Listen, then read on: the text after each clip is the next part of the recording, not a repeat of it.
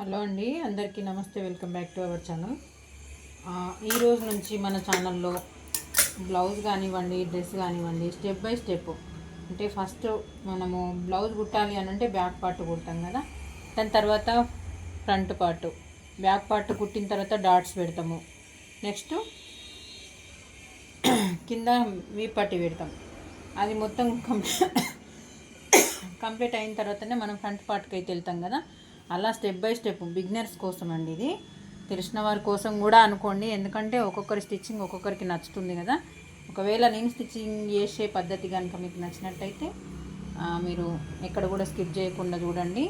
మనము step by step ప్రతిదీ ఒక్కొక్కటి ఒక్కొక్క రోజు అయితే పెడతానండి. ఎందుకనంటే మొత్తము ఒకేసారి అన్నీ ఫ్రంట్ కానివ్వండి, బ్యాక్ కానివ్వండి, షేప్ బెల్ట్ కానివ్వండి, నెక్ పీస్ కానివ్వండి, హ్యాండ్స్ జాయింట్ చేసుకోవడం కానివ్వండి, సైడ్ స్టిచ్చెస్ కానివ్వండి, ప్రతి ఒక్కటి ఏదొక్కటి కూడా అన్నీ మనం ఒకటేసారి స్టిచ్ చేస్తే లెంత్ ఎక్కువై అంతసేపు ఎవరు కూడా కరెక్ట్గా చూడరు కదండి.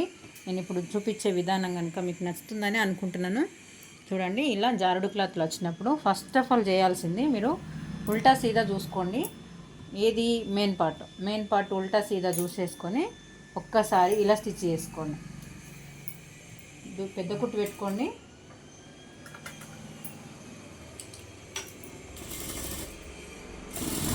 ఇలా కరెక్ట్గా చూసుకొని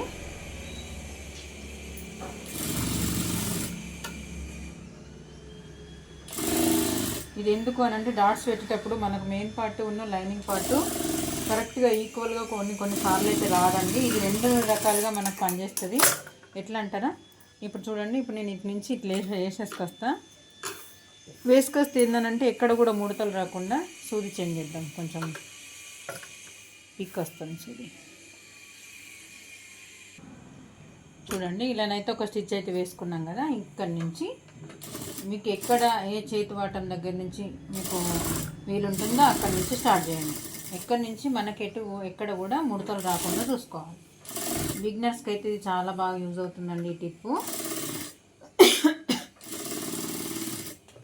ఇలా ఎక్కడ కూడా ముడతలు రాకుండా 1-2 సార్లు చెక్ చేసుకుంటూ ఇలా నీట్గా సాఫ్ట్గా క్లాత్ అనేది నీట్గా ఇట్లా అనుకుంటూ స్టిచ్ అయితే వేసుకురావాలండి.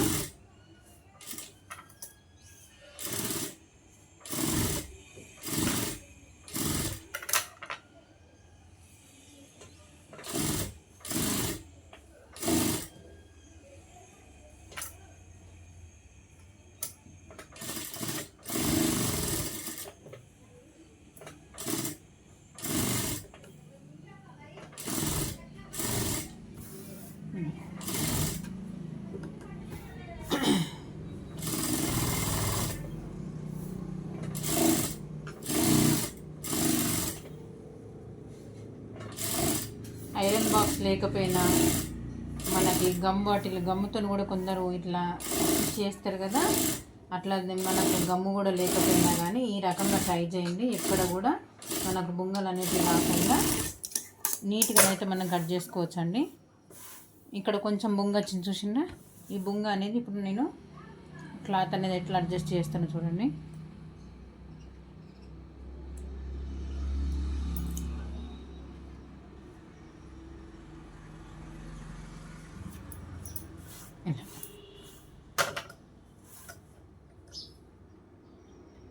ఖచ్చితంగా చెక్ చేసుకోవాలండి.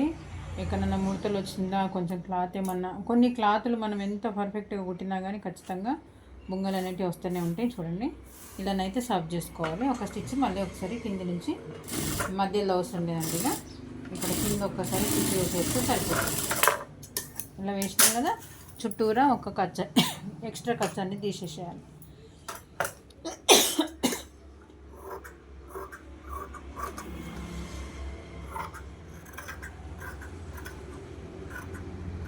చిన్న సైజ్ బ్లౌజ్ అండి ఇది. ఏ సైజ్ బ్లౌజ్ అయినా కానీ ఇట్లా జారుడు క్లాత్లు వచ్చినప్పుడు మధ్యలో ఒక స్టిచ్ వేసేస్తే మనం డాట్ పట్టేటప్పుడు కంపల్సరిగా లైనింగ్ పార్ట్ ఉన్న మెయిన్ పార్ట్ అయితే కొన్నిసార్లు మెయిన్ పార్ట్ అయితే రాదు మనము డాట్ పట్టేటప్పుడు. అటువంటి ప్రాబ్లం ఏమి ఉండకుండా ఈ కుట్ అనేది ఇట్లా పెట్టుకున్నాం అనుకోండి, డాట్స్ పెట్టిన తర్వాత తీసేస్తే సరిపోతుంది. కొన్ని క్లాత్లకు కనపడని క్లాత్లకు అయితే స్టిచ్ అట్లే ఉంచినా కానీ బెటరేనండి, ఎందుకనంటే ఇంకొంచెం గ్రిప్ అయితే ఎక్కువ ఉంటుంది కదా కుట్టుతోటి.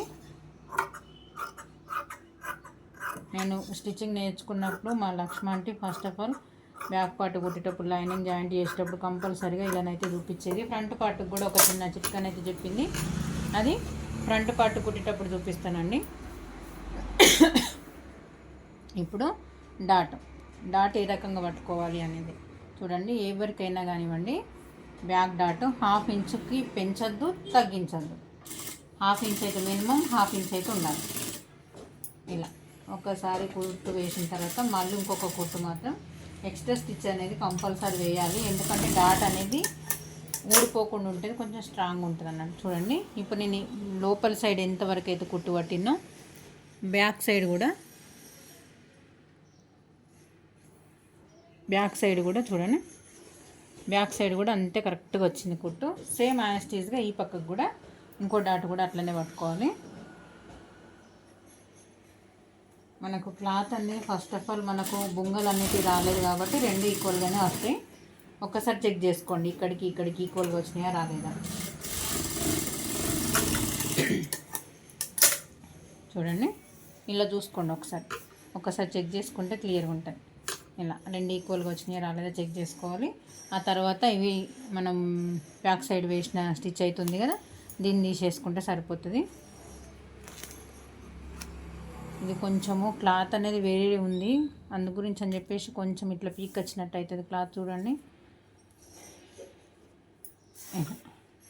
ఇలానైతే స్టిచ్ వేసుకున్న తర్వాత మనం వీపట్టు వేసుకోవాలి. వీపట్టు కోసం నేనైతే ప్రతిసారి ఎప్పుడు కూడా ఈ కూరని అయితే వాడతానండి. కూర అనేది వేస్ట్ చేయకుండా వన్ సైడ్ కూర ఉంటుంది కదా, ఆ కూరని అయితే యూజ్ చేస్తానండి. చూడండి ఇలా ఒక 3/4 ఇంచు, వీలైతే ఇంచు, ఎందుకంటే ఎక్స్ట్రా అనేది కటింగ్ చేసి ఉండదు కాబట్టి స్టిచ్ అయితే వేయం కదా, కూర ఉంది కాబట్టి అందుకోసమని 1 ఇంచు సరిపోతుంది. మరీ చిన్నగా వేసుకోవాలనుకున్న వాళ్ళకి 3/4 ఇంచు, లేదు అని అంటే కొంచెం పెద్ద సైజు కావాలి, వెడల్పుగా రావాలి అని అన్న వాళ్ళకి కొంచెం పవర్లో వేసుకోవాలి. కస్టమర్ ఏ రకంగా వేసుకుంటారు, మనకు రెగ్యులర్గా వచ్చే కస్టమర్లు అయితే ఐడియా ఉంటుంది కదా ఎవరు ఎట్లా వేసుకుంటారు అనేది. కొందరైతే చిన్నగా వేసుకుంటూ, కొందరైతే మాత్రం కొంచెం పెద్దగా కావాలంటే పట్టి పెద్దగా ఉంటే పట్టుకున్నట్టు ఉండి మంచిగా ఉంటుంది అని చెప్పేసి కొందరికైతే ఒక్కొక్కరిది ఒక్కొక్క ఫీలింగ్ ఉంటుంది కదా. ఇలా మనము ఇక్కడి నుంచి స్టార్ట్ చేయాలి. ఇక్కడి నుంచి స్టార్ట్ చేసి ఇలా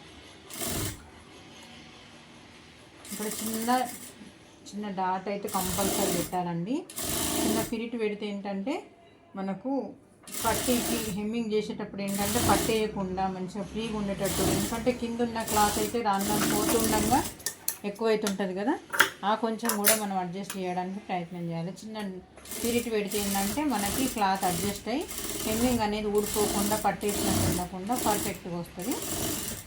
ఇలా డబుల్ స్టిచ్ అనేది కంపల్సరీ వేయాలి అనుగుడు కుట్టు. ఈ అనుగుడు కుట్టు కూడా వీలైతే కినారి కుట్టు పెట్టాలి, లేదంటే కొంచెం పాదం ఇంచు కుట్టు పెట్టాలి.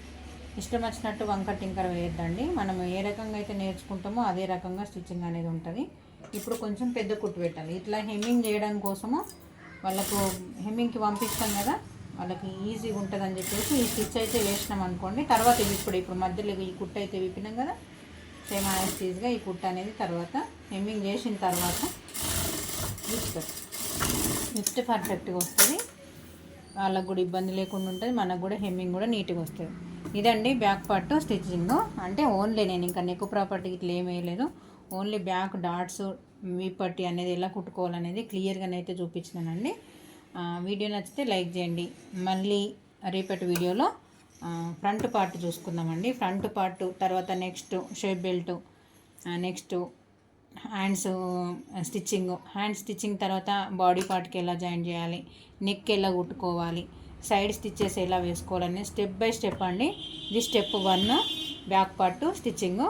ఓకే అండి, వీడియో నచ్చుతుందని అనుకుంటున్నాను. వీడియో నచ్చితే లైక్ చేయండి ఫ్రెండ్స్. మరిన్ని వీడియోస్ కోసం మన ఛానల్ని సబ్స్క్రైబ్ చేసుకోండి. నేనైతే ఈ ప్రాసెస్కి వెళ్దామని చెప్పిన నేను అనుకుంటున్నాను అండి. నేను చెప్పే ప్రాసెస్ కనుక మీకు నచ్చినట్టయితే నాకు ఒక లైక్ చెప్పండి. లైక్ కొట్టి ఏంటంటే కొంచెం సపోర్ట్ చేస్తున్నట్టయితే మీకు స్టిచ్చింగ్ నేర్పించడానికైతే నేను ముందుకు వస్తానండి.